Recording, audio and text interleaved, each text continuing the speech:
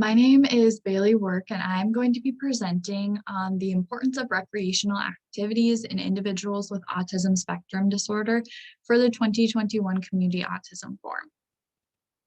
So to start us off, I just thought it would be important to talk about what are recreation activities. Recreation activities are defined as those that are leisure activities that may also be known as hobbies. They include hobbies such as arts and crafts, gardening or cooking, sports such as basketball, swimming, tennis, and leisure activities such as playing a game, playing with an electronic device, talking to friends, or going for a walk in a park. Why are individuals with ASD less likely to take part in recreation activities?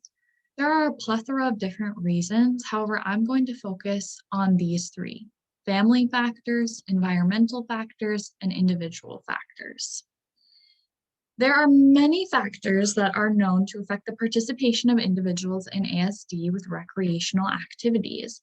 There could be family obligations, such as a conflicting interest, a lack of interest in the family participants, or it could put a demand on the family to try to plan these activities into their already busy lives and schedules.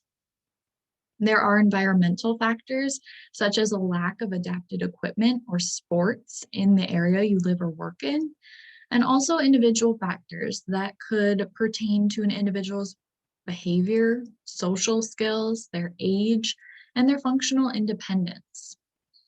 So how do recreation activities help individuals with ASD? Specific body movements support neuronal growth within the brain by stimulating both hemispheres, according to Nicholson. But also, according to Nicholson, studies of physical activity have also indicated that certain exercises can stimulate both hemispheres of the brain, allowing for better synchronization and increasing one's ability to learn new information. So when our brain is activated in a more synchronized way, our functioning is overall improved of the left and right hemispheres, and the brain is more available to learn. So what does our research tell us then?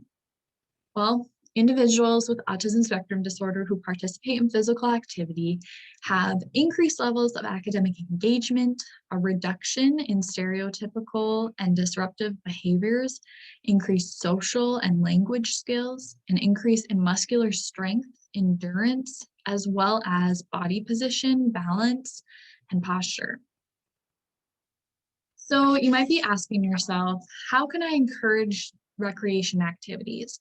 Well, really anyone who works with an individual who has ASD, whether they're a speech therapist, physical therapist, occupational therapist, a parent or a caregiver, an educator, or just in that person's lives, can encourage recreation activities.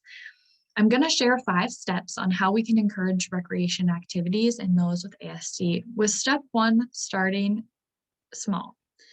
So short periods of physical activity spaced out over the course of the day are going to be more beneficial to start out with.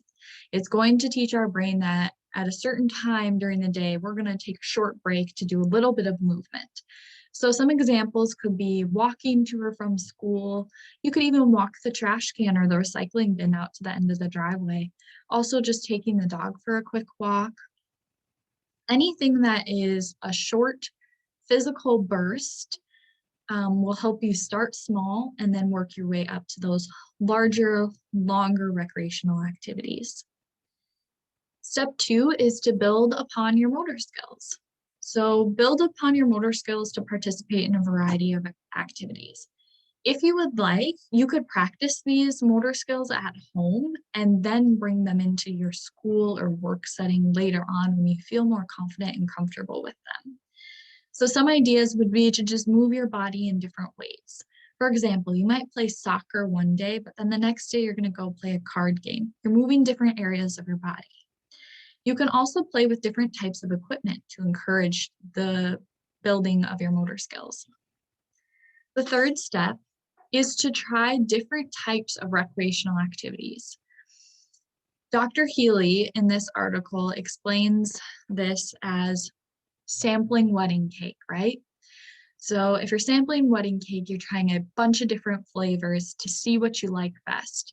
This is the same thing with recreational activities. You might try reading a book one day, and the next day you may try playing basketball. And then the next day you may try swimming, let's say. The point is that you want to try a plethora of different activities to see which activity the individual with ASD responds best to.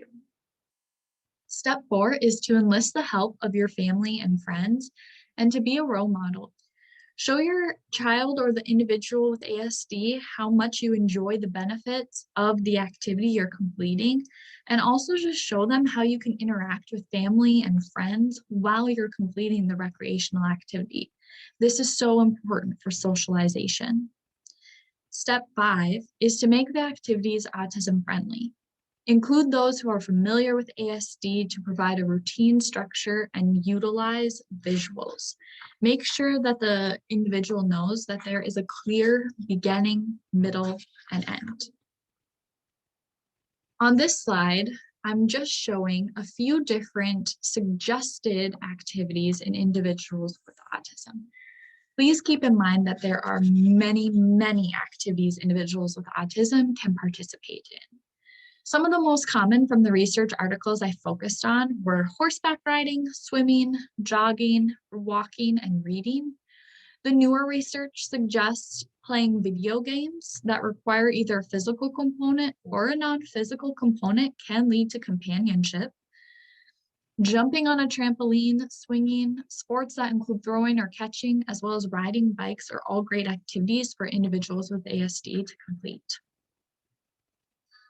Lastly, I just have a few take-homes for you. These links that are on the screen here and on the next slide will be provided in the description of the video. So you can be sure to take a look at these links after the video. But this first one is for if you live in the Fargo-Moorhead area, there are a plethora of resources.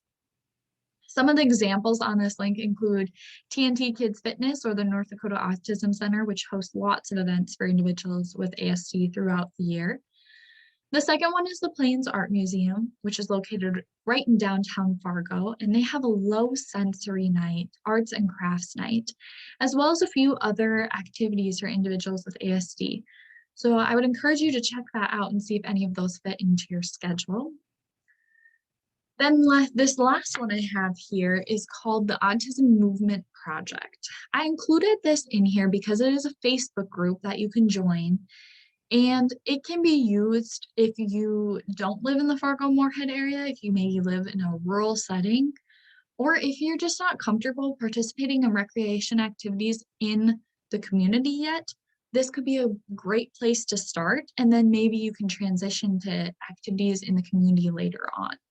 So this is a nonprofit organization that uses physical activity to expand social skills and overall well-being in individuals with ASD.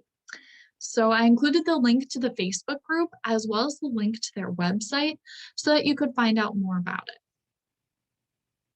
Lastly, here are the references and articles I looked at for this presentation.